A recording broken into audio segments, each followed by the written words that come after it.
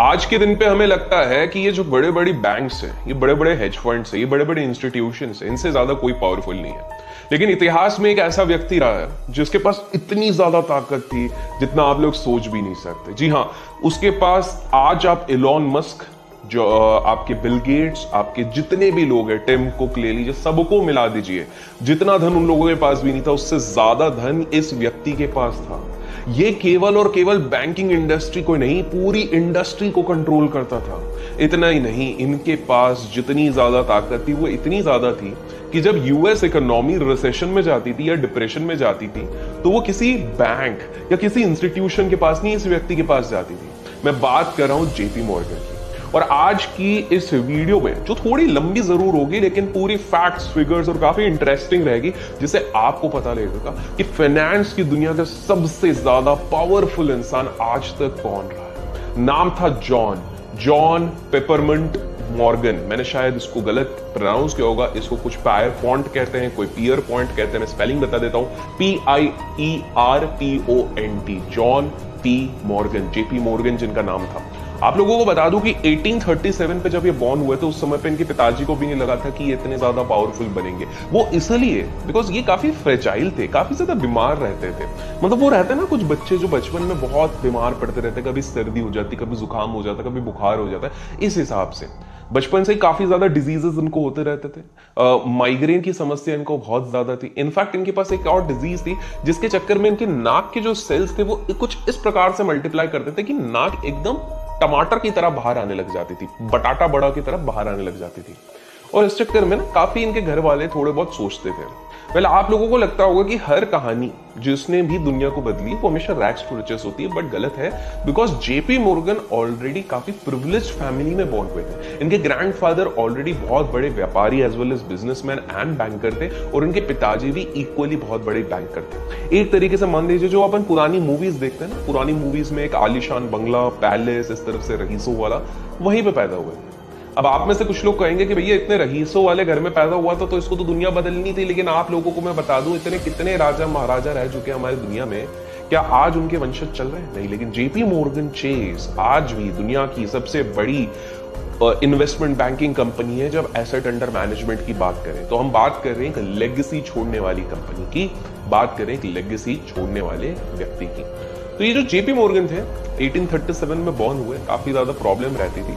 In fact ये जो नाक की प्रॉब्लम रहती थी ना, तो ये क्या करते थे, जब भी वो फोटो खींचते थे, आपने देखा होगा वो खच से फोटो खींचती इस तरह से निकलती थी, उनमें फोटोग्राफर्स को स्ट्रिक्ट इंस्ट्रक्शंस रहते थे कि भैया फाइनल कॉपी आने से पहले आप पेंटिंग वेंटिंग करके मेरी नाक को पतली कर देना। मतलब उस जमाने का फोटोशॉप आप समझ लो, जो आजकल काफी ज्यादा इंस्टाग्राम पे चलते हैं ना प्रॉफिट एंड लॉस को लेके, तो वैसे ही वो बोलते थे कि भैया मेरी नाक को उस हिसाब से फोटोशॉप करके दे दो, क्योंकि इनको काफी ज्यादा वो रहता था। बचपन से ही इनके पिताजी के गुण इनके अंदर आ गए थे। काफी बाहर से भले ही फ्रेजाइल थे, बॉडी से फ्रेजाइल थे, इंटरनली काफी स्ट्रांग थे। अपने टीचर्स को चैलेंज करते रहते थे, अपने टीचर से पूछते रहते थे कि भाई साहब ये ऐसा क्यों हुआ है, आपने ऐसा क्यों बताया, हिस्ट्री में ऐसा क्यों लिखा है। हर चीज पे वो चैलेंज करते रहते थे।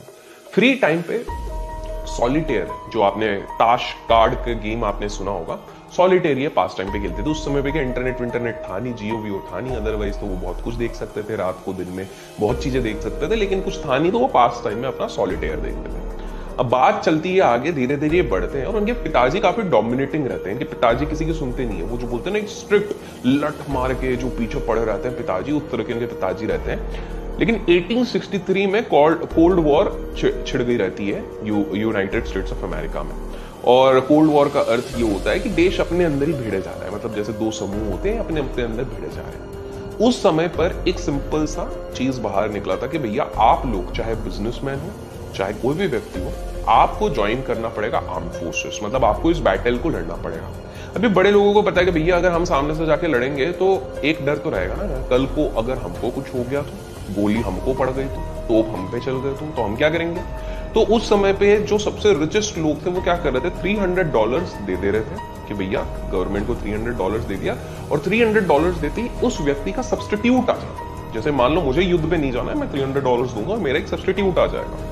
तो उसी प्रकार पे इन लोगों ने बोला, मतलब जेपी मॉर्गन ने बोला, भैया $300 चाहे तो चाहे, जेब से पैसा तो है, पापा के पास भी बहुत सारा, मेरे पास भी बहुत सारा, लेकिन अपन ये वॉर लड़ने नहीं चाहेंगे। लेकिन ये अपॉर्चुनिस्टिक बड़े थे, इन्होंने अपना आंकड़ा लगाया कि भाई साहब दुनिया में इतना बड़ा वॉर हो रहा है तो इस वॉर से थोड़ा सा पैसा हम भी तो निकाल लें।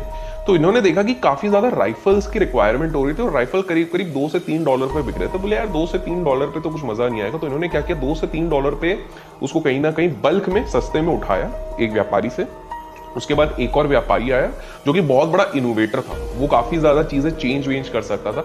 तो उसको बोला कि भाई इसकी रेंज और एक्यूरेसी बढ़ा दे, बाद में मैं गवर्नमेंट को इसको बेचूंगा। तो ये सब मिला मिला के $3 का इनको ये खर्चा पड़ गया। बाद में गवर्नमेंट को $21 पे इनने बेच दिया। 600% का मुनाफा इधर से। मतलब आप देख सकते हैं अर्ली 20s से ये प्रोजेक्ट कर रहे थे कि इनके अंदर काफी टैलेंट थे। हमारे देश में काफी बार इस तरह के नरेशन चलाए जाते हैं कि बचपन में एकदम डम्प था, बाद में बड़ा सियाना बन गया। काफी सारी स्टोरीज ऐसे चलती रहती है। लेकिन आपको बता दूं कि मैक्सिमम स्टोरीज के अंदर आप जब जाते हो तो आपको पता लगता है कि कुछ ना कुछ इंडिकेशंस पहले से ये सारे एक्सेप्शनल लोगों ने दे दिया था। तो ये बंदा बड़ा शाना था। तो 1863 के वॉर में खुद तो वॉर पे गए नहीं, लेकिन वॉर से प्रॉफिट जरूर कर दिया। जिसके बाद में जब गवर्नमेंट को पता लगा तो कुछ साल बाद बोले यार इससे बड़ा दोगला इंसान नहीं देगा, साला पूरी दुनिया वॉर पे लगी पड़ी हो, ये इससे भी प्रॉफिट करके निकल गया। लेकिन पिताजी इनसे खुश नहीं थे, बिकॉज जेपी मॉर्गन का माइंडसेट था कि यार थोड़े कम समय में भी अगर हम ज्यादा पैसा बना सकते हैं थ्रू स्पेकुलेशन तो उसमें कुछ बुरा नहीं है। लेकिन इनके पिताजी हमेशा कहते थे भैया धीरे चलो, धीरे धीरे करके पैसा बनाओगे। जैसे ओल्ड एज में थिंकिंग रहती है ना, धीरे धीरे करके चलो तो वो आपके लिए ज्यादा सही होगा। और पिताजी के साथ इनकी ना इतनी अच्छी बनती नहीं थी, प्रेम था लेकिन बनती नहीं थी। और इसलिए बाद में अपने एक पार्टनर के साथ, डेक्सरेल नाम का एक इनका पार्टनर था, इनके साथ उन्होंने हाथ मिलाया और तब जाके इन्होंने जो आज हम जेपी मॉर्गन चेस कहते हैं, जेपी मॉर्गन, तब वो एस्टैब्लिश हुई 1861 खुद की कंपनी। इसी बीच पे देखो हर कहानी में एक प्रेम कहानी तो होनी जरूरी है। तो इनके जीवन में भी एक खूबसूरत से प्यारी सी एक लड़की आ जाती है।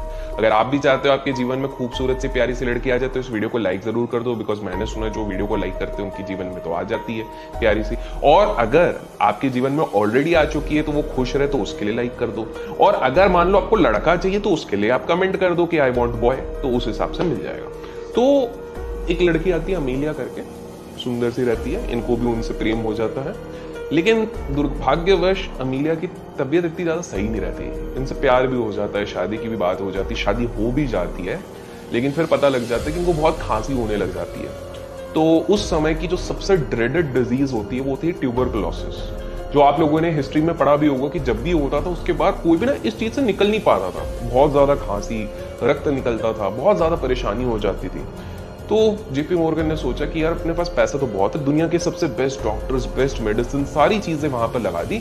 और उन्होंने कहा कि यार अमीलिया को लेकर ना एक एक्सटेंडेड हनीमून के लिए मैं निकल जाता हूँ, बड़े हनीमून के लिए निकल जाता हूँ। तो इनका ये मानना था कि मैं एक बड़े हनीमून के लिए एक वार्मर जगह पे जाऊंगा तो वार्म क्लाइमेट रहेगा तो ये चीज सही हो जाएगी। लेकिन अनफॉर्चुनेटली तबीयत और बिगड़ती रही और शादी के केवल 4 महीने बाद दुर्भाग्यवश अमीलिया की मृत्यु हो गई।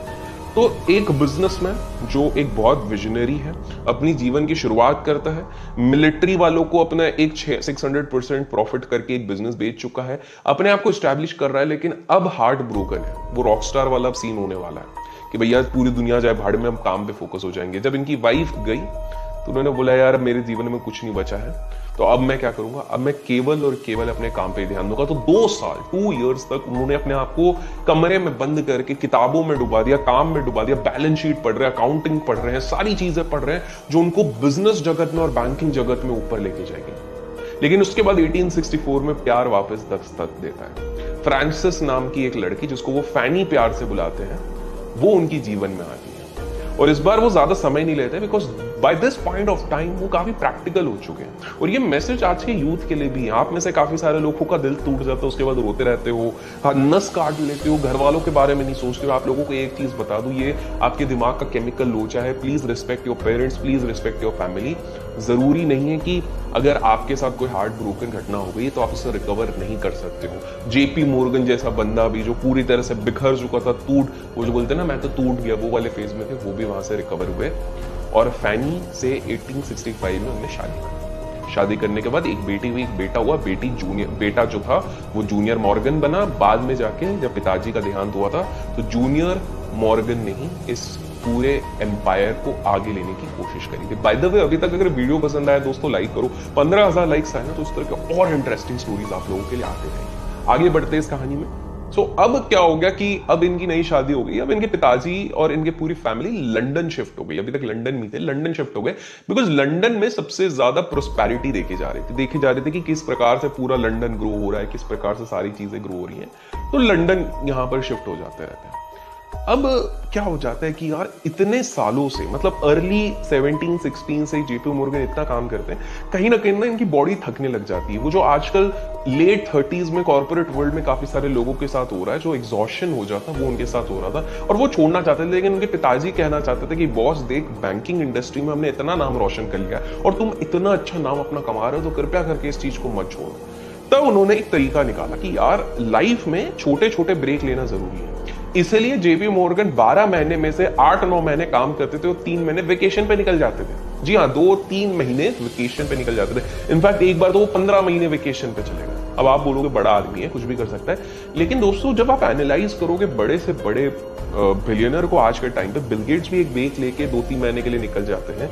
बड़े से बड़ा इंसान एक ब्रेक लेता है और हम लोग रैट रेस में इतना फंसे हुए हैं कि हम ब्रेक ही नहीं लेते। तो वो डेलिबरेटली एक ब्रेक लेते थे। अब इसके बाद कहानी थोड़ी आगे बढ़ती है। इनके दिमाग में एक बहुत बढ़िया मास्टर प्लान था, जिन्होंने इनको दुनिया का one of the successful financiers बनाया।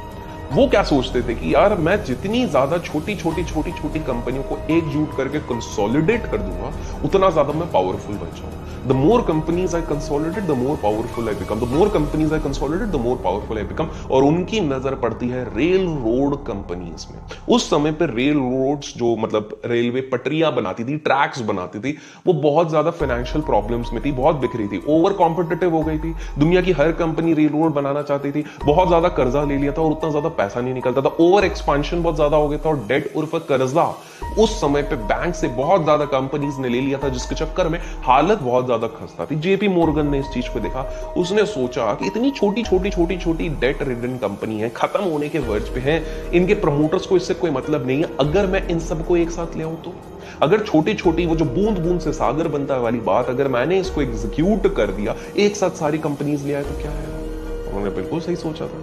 और इन्होंने एक और इसमें बोला कि यार अगर मैं साथ में ले आऊं तो ठीक है, लेकिन इनके जो पुराने लीडर्स हैं वो काम के नहीं है। क्योंकि अगर पुराने लीडर्स काम के होते तो आज ये स्थितियां में कंपनियां होती नहीं ना। सिंपल सी बात है, if older promoters were better, the companies would have been at a better stage, right. तो इनको ये चीज समझ में आ गई कि मैं अब कंपनी के बोर्ड ऑफ डायरेक्टर्स में भी घुसना चाहता हूं, ज्वाइन करना चाहता हूं। तो आज के समय पे जब आप देखते हो ना, बड़े बड़े बिजनेसमैन क्यों सिर्फ 1-2% स्टेक नहीं लेंगे, वो 15%, 20% प्लस बोर्ड पे एक सीट क्यों डिमांड करते हैं? बिकॉज उनको पता है कि अगर पुराना बिजनेसमैन ढंग से नहीं चला पा रहा, मैं चला पाऊंगा, और इसलिए उस चीज को वो करेगा। और इस कंसेप्ट को उस समय पे मॉर्गनाइजेशन का नाम दिया गया था। आज इसी चीज को लोग कहते हैं कि भैया किसी तरह बोर्ड में सीट लेना, या एक्टिविस्ट इन्वेस्टिंग कहते हैं। उस समय पे मॉर्गनाइजेशन कहा गया था। जहां जहां पर मॉर्गन अब सीट लेने लगे तो एक फायदा हो गया। उस समय पे रेल रोड जो फ्रेजाइल रहती थी ना, उसमें काफी कॉर्पोरेट रेडर्स आते थे, मतलब कॉम्पिटिटर्स देख रहे हैं, दुनिया भर के लोग देख रहे हैं, वो लोग अटैक कर लेते थे। अब जब एक बार देख लिया कि भैया मॉर्गन सीट पे बैठा है, पावरफुल बंदा बैठा हुआ है, तो लोग पंगे नहीं लेते थे, तो वहीं से भग जाते थे और कहीं ना कंसोलिडेट करके one of the biggest railway companies लेने शुरू कर दी। इनफैक्ट उन्होंने ना वेंडर बेल्ट, जो उस समय पे सबसे ज्यादा रेल रोड्स को कमांड करते थे, उससे भी 25,000 शेयर्स खरीद लिए थे ताकि वो ओनरशिप वहां पर लेके आ सके। लेकिन ना इनकी डिजीज इनका पीछा नहीं छोड़ रहे थे। याद है मैंने आपको स्टार्टिंग में बताया, काफी फ्रेजाइल रहते थे। एक तो इनकी हाइट भी काफी ज्यादा थी, 6 फुट 2 इंचेस की हाइट थी, प्लस इनके वो नाक का वो थोड़ा सा प्रॉब्लम रहता था। लेकिन वो इस चीज को इग्नोर कर करके भी मोनोपोलीज बनाने पे वो रिस्पेक्ट करते थे। वो सोचते थे जितनी ज्यादा मोनोपोलीज बनेंगी उतना ज्यादा मैं पावरफुल बनूंगा, उतना ज्यादा मैं इस चीज को करूंगा। इनफैक्ट उस समय पे विलियम मैकेंसी नाम के एक प्रेसिडेंट रहते थे, मैकिनली करके एक प्रेसिडेंट रहते थे, वो भी इनके हाथों पे था। तो ये जो आज के समय पे हम देखते हैं ना कि बिजनेसमैन के हाथों की कठपुतलियां होती है पॉलिटिशियंस, उस समय से ये चीज चलती आई है, क्योंकि ये पॉलिटिशियंस को कैंपेनिंग के लिए पैसे देते थे और पॉलिटिशियंस इन बदले में फेवर करते थे। अच्छा, ये प्रोजेक्ट सैंक्शन करना, अच्छा गवर्नमेंट से ये साइन करवाना, वो सारी चीजें होती थी। ये सारी चीजें चलती रही जब तक इनके जीवन में एक बहुत बड़ा दुश्मन पॉलिटिशियन ना आए, रूजवेल्ट। आपने रूजवेल्ट साहब के बारे में तो बहुत ज्यादा पढ़ा होगा, काफी फियर्स प्रेसिडेंट थे और काफी ज्यादा उनकी चीज चलती थी, और वो इनके पीछे पड़ गए कि भैया तुम्हारी कंपनी का स्प्लिट अप करना पड़ेगा।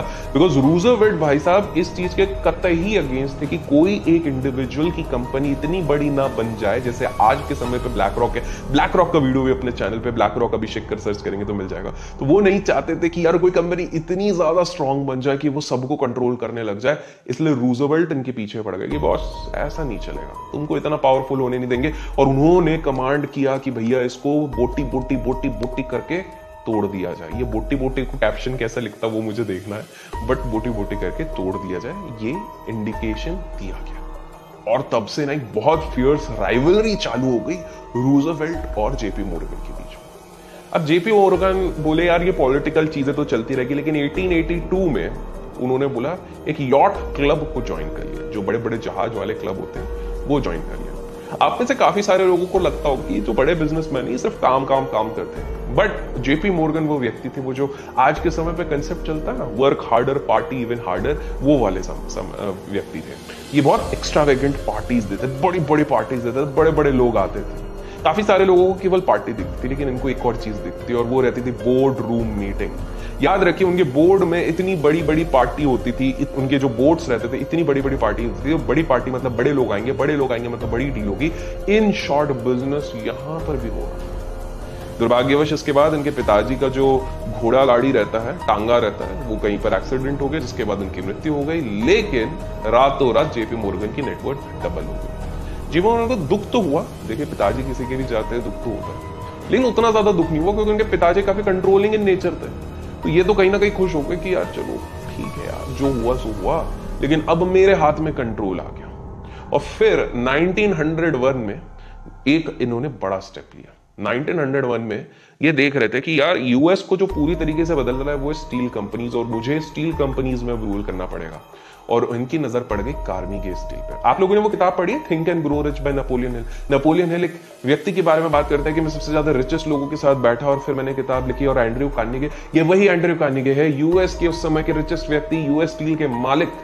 लेकिन ये ना थक गए थे जीवन में, ना पैसा कमा कमा के, रुतबा कमा के, पावर कमा के, एक पॉइंट पे बुढ़ापे में हर व्यक्ति थक जाता है और वो कहीं ना कहीं रिटायरमेंट चाहता है। और वो बस वेट कर रहे कि कोई आए, कोई शख्स आए और मुझे खरीद ले। लेकिन इनको खुद पे इतना भरोसा था कि कोई माइका लाल पैदा ही नहीं हुआ है कि जो साला हमको खरीद सके। लेकिन इनकी इसी में ये गलत सिद्ध करने वाले थे। जेपी मॉर्गन ने किसी तरह से जो एंड्रयू कार्नेगी का असिस्टेंट था पहले उसको खरीदा और उसको बोला जाओ जाओ और अपने मालिक से पूछ के आओ कितने दाम में बिकेंगे।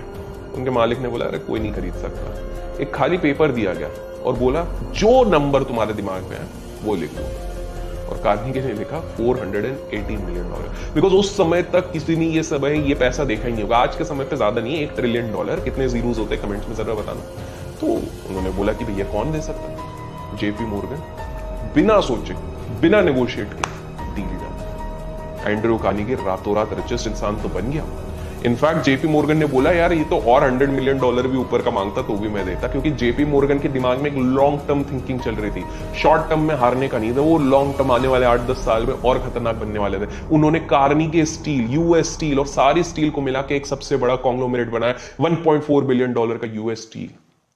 कार्नेगी रेल रोड्स को कमांड कर रहे हैं और अब स्टील को कमांड कर रहे हैं। और ये दो वो यूनिट थे जो यूनाइटेड स्टेट्स ऑफ अमेरिका को कमांड करता था, पूरी दुनिया को कमांड करता था। 2/3 control of the entire steel empire इनके पास आ गया। बाद में इन्हें इलेक्ट्रिसिटी बेस्ड कंपनी में पैसा लगा एडिसन के साथ, जिससे कि इनके पास जनरल इलेक्ट्रिक भी आ गए, एएनटी, बहुत सारी कंपनीज आ गई।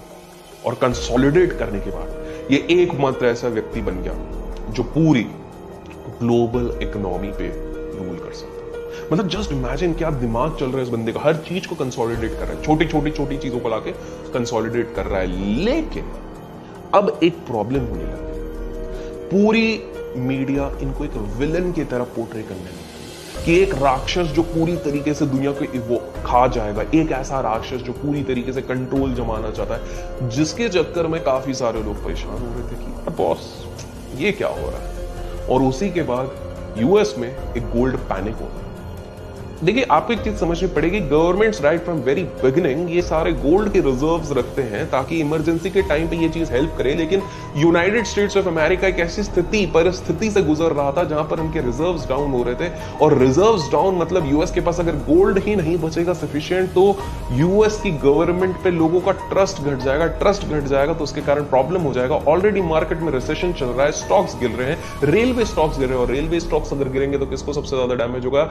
You guess invested, right? JP Morgan को डैमेज हो रहा है, बैंक्स बैंकरप्ट हो रहा है। बैंक्स अगर जाएंगे तो किसको होगा? क्योंकि फाइनेंशियल इंस्टीट्यूशन किसने बनाया? JP Morgan. स्टील कंपनीज के स्टॉक्स नीचे जा रहे हैं, तो कहीं ना कहीं जेपी मोर्गन भी बड़े परेशान है कि बॉस ये सारी चीजें अगर यूएस के कबाड़े लग गए, हम बच तो जाएंगे लेकिन हमारी कंपनीज आधे दाम पे हो जाएंगी। तो ये सीधे गाड़ी अपनी उठाते और पहुंच जाते हैं और बात करते United States of America government के साथ बात करते, बोलते इस ग्रेट डिप्रेशन को हम बचाएंगे, हम आपको अपनी बैंक से गोल्ड देंगे और हम बॉन्ड्स खरीदेंगे। मैं अपने साथ सारे बैंकर्स को लेके आऊंगा और हम गोल्ड बॉन्ड्स खरीदेंगे, जिससे लोगों का भरोसा बढ़ेगा। और केवल इस मीटिंग के बाद जैसे ही हाँ हुई, 22 मिनट के अंदर, 22 मिनट्स के अंदर, look at the share power, उस बंदे ने एग्जीक्यूट किया, सारे गोल्ड बॉन्ड्स खरीदने की शुरू करे, मार्केट स्टेबलाइज हो गया, स्टॉक्स वापस ऊपर जाने लग गए और लोगों को इकोनॉमी पे भरोसा आने लग गया कि यूएस कुछ भी हो, यूएस को डूबने नहीं देगा। और ये पहली बार था जब जेपी मोर्गन को रिस्पेक्ट भी मिला, बिकॉज आप ढलती हुई इकोनॉमी को बचा रहे हो। मतलब आप देख रहे हो share power, share influence this guy was actually bringing on the table. Respect बढ़ी, लोग इसको बहुत ज्यादा मानने लगे। पर कहानी यहीं पर एंड नहीं होती है, क्योंकि आपको मैंने एक शख्स के बारे में बताया था, रूजवेल्ट, जो हमेशा एंटी था। तो रूजवेल्ट ने अब पूरी मुहिम चला दी कि किसी तरह इनकी कंपनीज को तोड़ा जाए। जिस तरह से कोर्ट पे ये सारी चीजें चल रही थी, कंपनीज टूटने भी लग गई। लेकिन 1907 पे यूएस में वापस एक क्राइसिस आया। रूजवेल्ट एंटी मोनोपोली था, लेकिन वो ये भी जानता था कि अगर इस परिस्थिति से यूएस को कोई बचा सकता है तो वो गवर्नमेंट नहीं, वो सिर्फ जेपी मोर्गन है। तो अगेंस्ट होने के बावजूद भी उसने जेपी मोर्गन के साथ हाथ मिलाया और जेपी मोर्गन को कहा कि बॉस तुम आओ, तुम्हारे बैंक्स को लेके आओ और किसी तरह से इस चीज को आप बचाओ। और जेपी मोर्गन ने उस समय पे स्टॉक मार्केट के क्रैश को बचाया, गोल्ड मार्केट के क्रैश को बचाया, हर चीज को उस समय पे अपने कैपिटलिस्ट पावर से बचाया। मतलब उस समय के दो लीडर साथ में आ गए। जो लैंड का सबसे बड़ा लीडर था वो था रूजवेल्ट, और जो कैपिटलिस्ट मार्केट का सबसे बड़ा लीडर था वो था जेपी मोर्गन। और इस प्रकार से जेपी मोर्गन ने अपनी नींव रखी। लेकिन बाद में जेपी मोर्गन जो 6 फुट 2 इंच के थे, वो कहीं ना कहीं बीमार होने लग गए थे। उनके मेंटल स्ट्रेस बहुत होने लग गया था, मेंटल हेल्थ जो आज के समय पे बोलते हैं। तो 75 ईयर ओल्ड जब वो थे, रोम में उनका देहांत हो गया, वेकेशन बनाने गए थे। इनके बेटे ने अलीज किया कि ये मीडिया हाउसेस, ऊपर से जो ये कमिटीज बैठती है, बार बार मेरे पिताजी के पीछे पड़ जाती है, जो उनको डेविल दिखाती है, जो दिखाती है कि जो भी पैसा कमाता है वो बुरा है। इसके चक्कर में उनको इतना मेंटल प्रेशर हुआ जिसके चक्कर में आज वो नहीं रहे।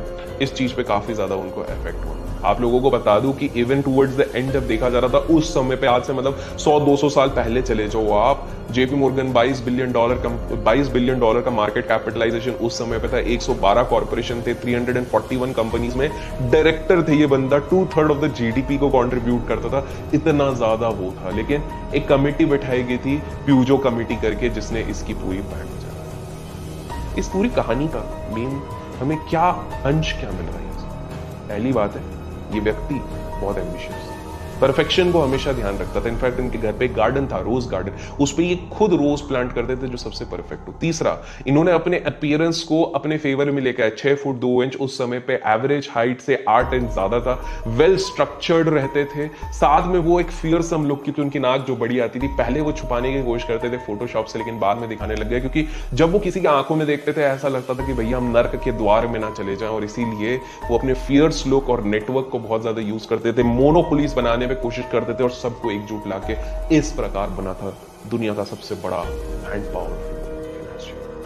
आशा करता हूं आज की story, financial story, case study आपको पसंद आई तो लाइक शेयर जरूर कीजिएगा। 15,000 लाइक का टारगेट है, जैसे ही आएगा एक और धमाकेदार स्टोरी के साथ आएंगे। Till then keep learning, keep doing, keep investing and keep reading. आशा करता हूं आज की story, financial story, case study आपको पसंद आई तो लाइक शेयर जरूर कीजिएगा। 15,000 लाइक का टारगेट है, जैसे ही आएगा एक और धमाकेदार स्टोरी के साथ आएंगे। Till then keep learning, keep doing, keep investing and keep reading. में लेकर 6 फुट 2 इंच उस समय पे एवरेज हाइट से 8 इंच ज्यादा था, वेल स्ट्रक्चर्ड रहते थे। साथ में वो एक फियरसम लुक की, तो उनकी नाक जो बड़ी आती थी, पहले वो छुपाने की कोशिश करते थे फोटोशॉप से, लेकिन बाद में दिखाने लग गए, क्योंकि जब वो किसी की आंखों में देखते थे ऐसा लगता था कि भैया हम नर्क के द्वार में ना चले जाएं। और इसीलिए वो अपने फियर्स लुक और नेटवर्क को बहुत ज्यादा यूज करते थे, मोनोपोलीज बनाने में कोशिश करते थे और सबको एकजुट लाके इस प्रकार बना था दुनिया का सबसे बड़ा एंड पावरफुल। आशा करता हूं आज की story, financial story, case study आपको पसंद आई तो लाइक शेयर जरूर कीजिएगा। 15,000 लाइक का टारगेट है, जैसे ही आएगा एक और धमाकेदार स्टोरी के साथ आएंगे। Till then keep learning, keep doing, keep investing.